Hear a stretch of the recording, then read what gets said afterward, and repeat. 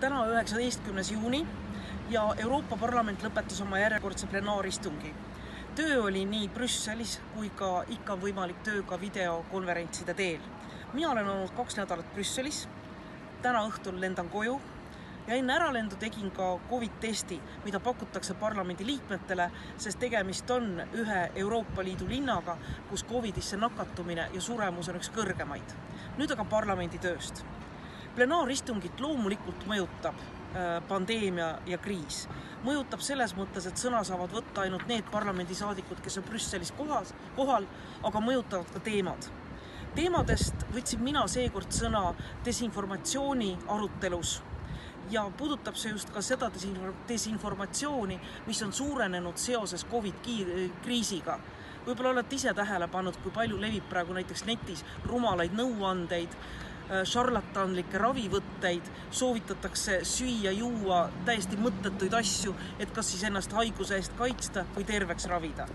Nii et COVID-viirus on tõstnud desinformatsiooni uuele tasemele, sellega tuleb tegeleda ja mina väidan, et Euroopa Liidul on selleks olemas nii vahendid kui ka võimalused, lihtsalt jääb puudu otsustavusest ja tahtes tegutseda.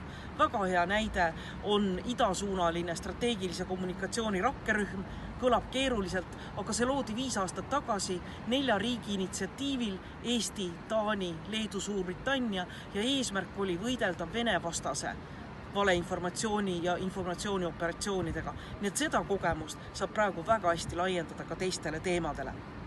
Rääkisin eile 1,5 minutit. Miks 1,5 minutit on minult küsitud?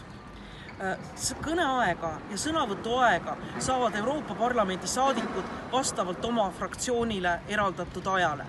Nii et näiteks desinformatsiooni osas sai Sotsiaaldemokraatlik fraktsioon 4 minutit, mille me jagasime selliselt, et mina ja minu kolleeg Kati Piiri rääkisime kumbki 1,5 minutit ja 3. kolleeg 1 minut. Aega jälgitakse väga täpselt ja kui su aeg on täis, siis läheb punaseks, läheb märgutuli punaseks. Minult on ka küsitud, miks oli nii vähe rahvast saalis. Ma näitan teile skeemi, kuidas on praegu vähendatud saalis olijate arvu. Et tegelikult inimesed istuvad igal 3. kohal, kõik, kes soovivad, ei mahugi saali, nii et väga palju jälgitakse netist. Järgmine nädal Eestis on jaanipäeva nädal, võidupäeva nädal. Ma soovin kõigile head tervist, ma soovin, et saate olla koos peredega, saate neid pühasid tähistada ja soovin kõigile ilusat algavat nädalat.